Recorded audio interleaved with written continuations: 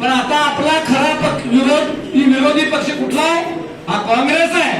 पहिल्यापासून काँग्रेस आपल्या विरोधात आहे. आता त्या काँग्रेसच्या, राष्ट्रवादी शरद पवारच्या किंवा उभाटाच्या कुठल्याही नेत्याचं गुणगान आपल्यातल्या कुणीही गायचं नाही. तुमच्याकडे कुणी गायचं नाही की विरोध आहे तर विरोध आहे, त्यांच्यावर बोलायची काही गरज नाही.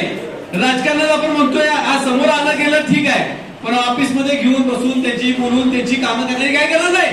विरोध आहेत ते आपले विरोधकच आहेत. त्यामुळं आपल्याला खासदार साहेब, महाडिक साहेब, मला तुम्हाला देखील या ठिकाणी हे सांगायचं आहे की आपण आता भाजप, राष्ट्रवादी अजित पवारांची आणि आपली शिंदेची शिवसेना, आता या जिल्ह्याच्या पालकमंत्री मुश्रीफ साहेबांना सांगायची पण गरज आहे की आपण आता महायुतीत आहे. त्यामुळे आमच्या महायुतीच्या माणसांचं तुम्ही ऐकलं पाहिजे.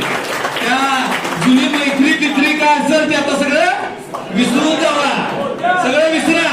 कारण आम्ही रक्ताचं पाणी करतोय. इथं बसलेलं सगळं कार्यकर्ते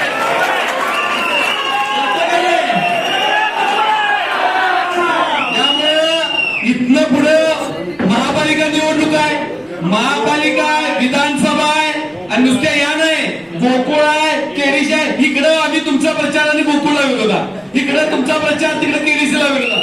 असलं काही चालणार नाही आता राजकारण. आपण आम्ही काय उभा करत नाही.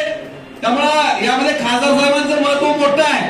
त्यांनी यामध्ये दादा असतात, पण तुम्ही खासदार साहेब नीट घेतलं पाहिजे. माणिक साहेब, हे सगळे एका छताखाली आणलं पाहिजे. आम्ही एवढे वर्ष काम करतोय, आम्हाला सुद्धा कुठंतरी सोन्याचा दिवस यायला पाहिजे का नको? आम्हाला सुद्धा काहीतरी कुठंतरी सन्मान व्हायला पाहिजे का नको?